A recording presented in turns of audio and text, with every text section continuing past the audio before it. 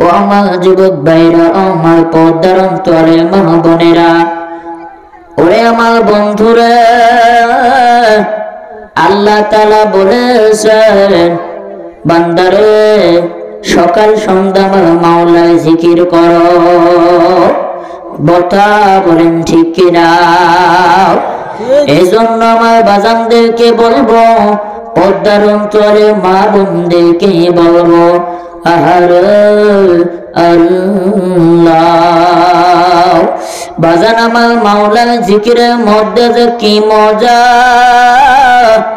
যতক্ষণ পর্যন্ত না করবা ততক্ষণ পর্যন্ত বুঝানো যাবে না। এরে আমার যুবক ভাইরা, আমার পর্দা অঞ্চলে মা বোনেরা, ভালো করিয়া মনে রাখা লাগবে ভাই, দুনিয়ার বাহাদুরি কয়দিন, যে কয়দিন দুনিয়ার চক্ষু দুইটা খোলা আছে বাবা, সেই কয়দিন দুনিয়ার পাগলামি চলবে। বাদাম যখন কবরে যাবা, কবরে যাওয়ার পরে কিন্তু ধনী মন্ত্রী কোনো পয়সাই চলবে না। এজন্য আমার বাজানদেরকে বলবো, আমার পর্দা অঞ্চলে মা বোনদেরকে বলবো, বাজানের এখনো সময় আছে, খাঁটি তওবা করিয়া মুসলমান হইয়া যাও। এরে আমার যুবক ভাইরা, আমার পর্দা অঞ্চলে মা বোনেরা, ও আমার বৃদ্ধ বাবাজিরা, মাওলার জাহান্নামের ভয় একটু তোমাদের অন্তরে লাগে না রে বাবা? বাজান যে কবরের সাথী নাই বাতি নাই, ওই কবরে কেমনে থাকবো রে যুবক? ও বাজান, ওই কবরে কিন্তু কেউ থাকতে পারবো না। কি যে উপায় হবে আমার কবর, কি যে উপায় হবে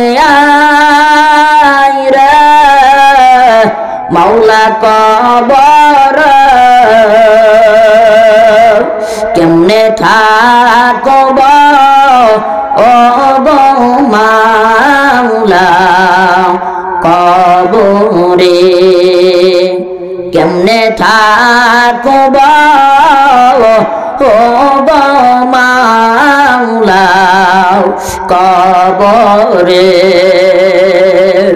মালাকুল মউত আসবে যখন মল দরজায়, জোরে কোন আল্লাহু আকবার। মালাকুল মউত আসবে যখন মল কলিজায়, প্রাণ পাখি খাসা সেরে যাবে উড়িয়া, প্রাণ পাখি খাসা সেরে যাবে উড়িয়া। কি যে উপায় হবে আমার কবরে, কেমনে থাকব ও গো মাওলা কবরে। সাথী নাই রে বাতি নাই রে আল্লাহ কবর, কেমনে থাকব ও গো মাওলা কবরে। কথা বলেন ঠিক কিনা? ও যুবকরা, ওই কবরে কেমনে থাকবো রে বাবা? যেই কবরের সাথী নাই বাতি নাই, বাজান কবরে যখন যাবা, কবরে বাজান রাস্তায় ফকিরের জন্য প্রশ্ন তিনটা, এসপির জন্য কিন্তু প্রশ্ন তিনটা, মন্ত্রীর জন্য কিন্তু প্রশ্ন তিনটা। বাজানের যদি 5 ওয়াক্ত নামাজ ঠিক মতো আদায় করতে পারো, নিমিষে প্রশ্নের উত্তর দিয়া দিবা।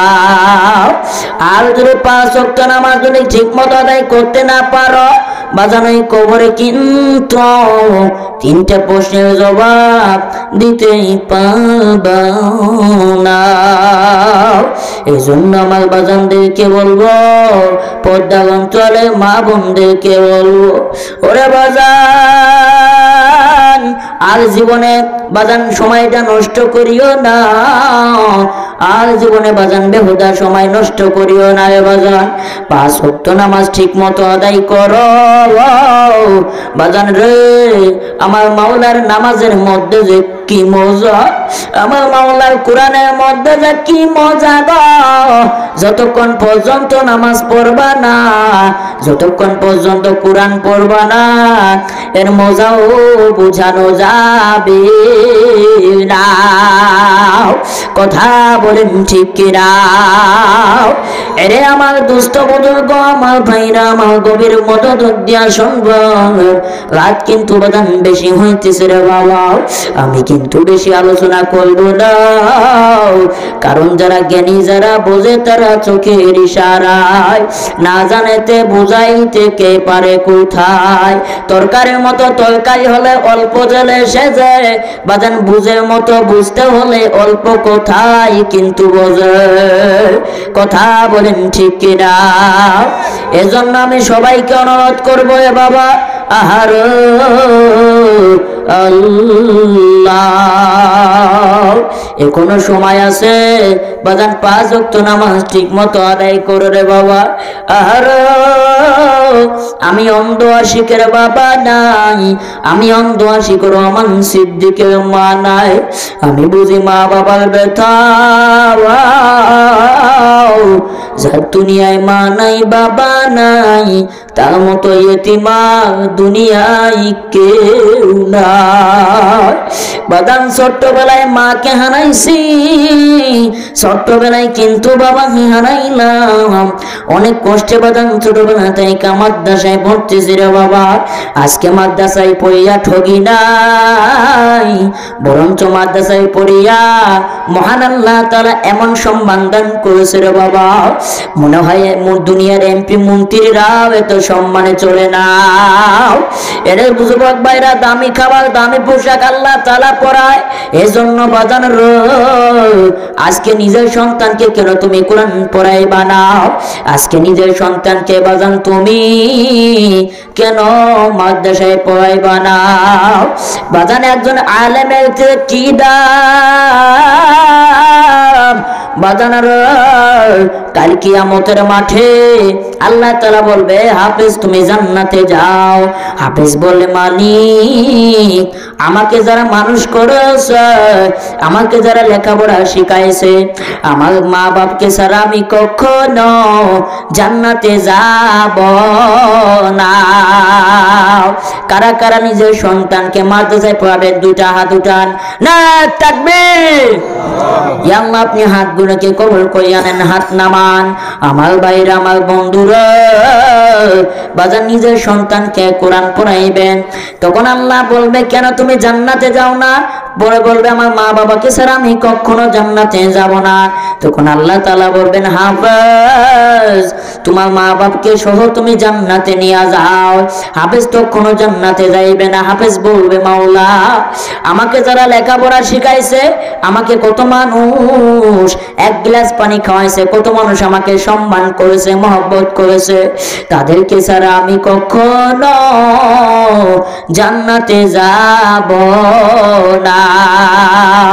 এরে আমার যুবক ভাইরা, আমার পর্দা অঞ্চলের মা বোনেরা ও আমার বৃদ্ধ বাবাজিরা গো, গভীর মনোযোগ দিয়া শুনবেন রে বাবা। আহার আল্লাহ, তখন আল্লাহ তাআলা বলবে, ও হাফেজ যাও যাও যাও, তোমার যেই কয়জন মনে হয় তুমি সেই কয়জন জান্নাতে নিয়ে যাও।